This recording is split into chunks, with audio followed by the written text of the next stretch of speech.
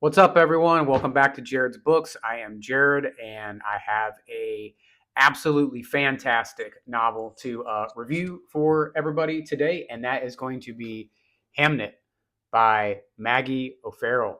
Hamnet, a novel of the plague. There's a movie that's out right now. I saw the trailer for it, which led me to look to see if it was a book first. And that's why I wanted to do this book review before I went and saw the movie, because I'm one of those that likes to read the book and then see the movie kind of thing and compare. I like doing that.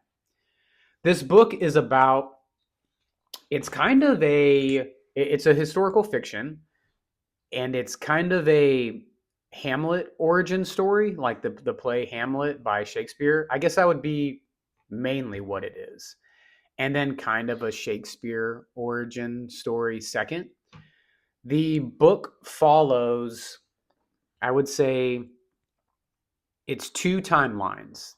There's a past timeline, there's a present timeline.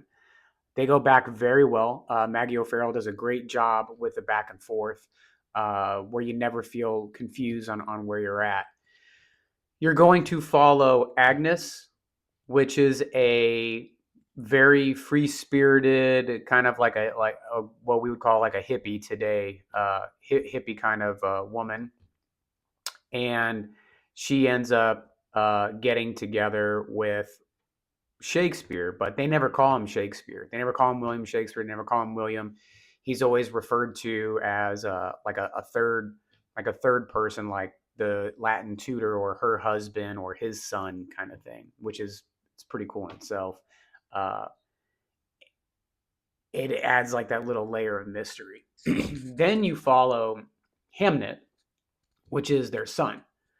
Um, this takes place, back in Shakespearean times. The plague is kind of a regular thing going on, and the family has they have three kids. They have Hamnet and Judith, which are twins, and then they have Susanna, which is their oldest daughter. I won't say which, but they do experience a loss in the family. Um, the book's main themes, there's a lot going on here.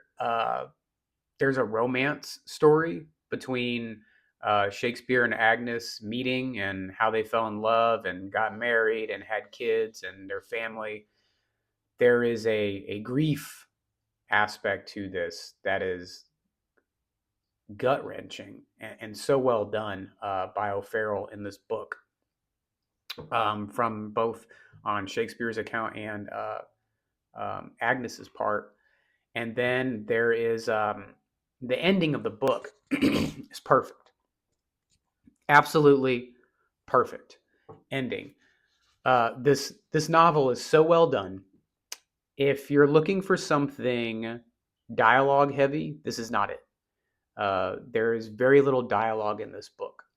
If you're looking for poetic style prose, more importantly, if you're looking for scene development, landscape development, really scene development, I think Maggie O'Farrell does a out of this world job in describing little things within a scene that would normally go overlooked, that end up tying the entire scene together for you and actually making you feel like you're there. Um, could be something as like how an apple sits in a bucket in a room or something like that. It she does a great job of it. It's the scenes themselves become the characters in the book, kind of like how John Steinbeck's scenes or his landscapes are usually a main character. Her descriptive quality is the main character of the book. It's absolutely fantastic. I didn't think it would be that way. If I had any criticism of this book, and it's going to be very small, it would be that when you first get into it, as always, every writer has their own writing style. O'Farrell is no different. Um, she tends to go on a lot with a lot of commas, like the way that the spacing is broken up with like the paragraph flow. It's different. It's very unique to her, out of anything that I've read. And I think you could be, if you're coming off something that was dialogue heavy, you're going to think it's kind of slow, but it's not. It's the pace of the novel. A suspense builds through this novel, and then it's in two parts, part 1 and part 2. In part 2, it's really going to build up. It's really going to build up and get exciting. The pace picks up quite a bit, and it ultimately ends with the explanation of some of the scenes in the play Hamlet. I was kind of a Hamlet nerd in high school when I first read it. It was my favorite Shakespeare, which led me to wanting to read this novel after seeing the movie trailer. It's going to explain a few of the scenes in Hamlet. And Maggie O'Farrell at the very end kind of gives some notes on her development of the story to be as historically accurate as she possibly could. And I think she did a great job. This is the kind of book that after reading something like this, you're going to have a hangover, like a book hangover, because it's going to be really hard to follow this up. This is going to be a very tough act to follow. This is one of my favorite reads of 2025. I know it's coming to a close, but when I do my top reads of 2025, this is going to be top 3 probably. It was just wonderful. What you're looking for in a book when you're looking for good literature, emotional buy-in, transporting you there, this has all of it. This has all of it. It checks all of the boxes for me personally as a reader. If you've read any of the books that I've recommended and you liked them, you're going to want to check this out. If I were to rank this, scale of 1 to 10, I would say this is a 9.5. This is close to perfect for me. This is up there with, John William Stoner, just how eloquently everything flows. It's so good. I wish I had more words to describe how good I thought this book was. I really think you should read Maggie O'Farrell's Hamnet, especially if you're looking to break up the pace. I know a lot of the books that I review are science fiction or thriller, suspense, that kind of thing. And I was watching another a booktuber, I can't remember who it was, but was saying if you're not reading like out of your comfort, you're not well read if you're always reading in your comfort zone. And I was reading a lot in my comfort zone. And I try to break out and do some nonfiction stuff. But mainly in the fiction realm, I know I try to break it up. You guys may think I break it up, but I wasn't feeling like that. And I wanted something more classic. And this is a classic home run, absolute home run. I don't even know if I want to read any of your other works because I would rather just leave this one the way it was. We had the holidays. I hope everybody's having a great holiday season. Your Christmas, your Hanukkah, your Kwanzaa, whatever you may celebrate. I hope it all went well. I hope everybody is doing well. In case you didn't know, Half Price Books, for those of you in the U.S., is running a pretty big 20% off sale. I'm in no way affiliated with it at all. My channel is too small. But I went and did a mini book haul, and I actually have a bigger list on the online cart. But my current read is I'm currently reading David Grann's The Wager, a tale of shipwreck, mutiny, and murder. So this is from the author of Killers of the Flower Moon, which is a very well-known novel. This was a #1 New York Times bestseller. It's going okay so far.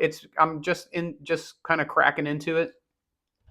It's kind of giving like a lot of background right now on England at the time of the late 1700s kind of thing. So it's giving a really extensive background, which I'm kind of getting a little snoozy with and ready to see what happened. But it's going. I also was able to find a copy of Wise Blood by Flannery O'Connor. This one's got a lot of like religious undertones in it. A guy, constantly trying to get away from God and stuff like that, and keeps finding him. And there's like some crazy stuff in here too. Like there's a young man with what's called Wise Blood, who leads the main character to a mummified holy child, and there's all kind of crazy stuff gets really good reviews. And I found a copy of it out in the wilderness, which I thought was pretty cool. Also picked up Stephen King's Tommyknockers. I always end up going back to Stephen King, and I picked this one up. It's pretty beefy. This one has a lot of really mixed reviews. I think Stephen King said that this was the book he hated writing the most. Uh, I read like the first like maybe 20 pages of it. It definitely reads a little sporadic. Kind of reminds me of like The Shining, like the writing style there. Um, I'm going to be doing a wrap up of 2025. Everything I read was pretty good. I surprised myself. I read a lot more than I thought I would. We'll also be doing a 2026 to be reading or TBR list that I plan on tackling. A lot of those are going to be in my current Half Price Books cart that I'm going to order, but I'll do a separate video with that. And then if we wanted to do a book club thing, maybe we could do like I don't want to charge for it anymore. I did. I had originally threw that idea out there, and after hearing y'all's comments and like further reflecting on it, I'm just not going to do it. It's not really what I want this channel to be. So if there's a way to do like a free book club with you guys, with my subscribers, I'd like to do it. Maybe we could do it with Wise Blood. It gets a lot of really good reviews. Or maybe Justin Cronin's The Passage. Justin Cronin wrote The Ferryman, who I've given a review on this channel, and it was fantastic. Maybe we start that trilogy. There's also Pillars of the Earth, which I believe is a trilogy that I want to read. Let's jump into something with some teeth, and maybe we could do a multiple month book club with a trilogy. I mentioned before on the channel, I was having some really, I guess, getting significant issues with my eyes, with my vision. I wear contacts because my glasses are so thick, and my prescription is already pretty bad. But it was getting really, just hard for me to read.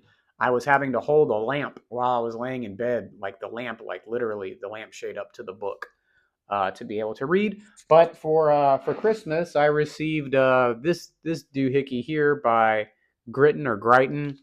Kind of clips onto the back of your novel, and you can pick your different light settings.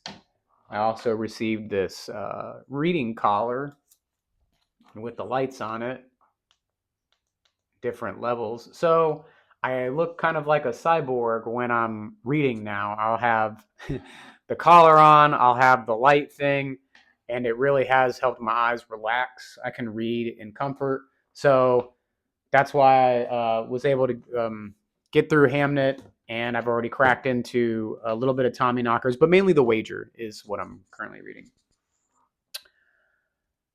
I'm going to be off of work the entire next week, and I plan to dedicate a lot of time to hopefully finishing my novel. I did write a little today in it.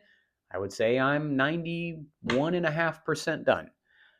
It's just I procrastinate a lot in getting this thing done. This is the first book I've ever wrote.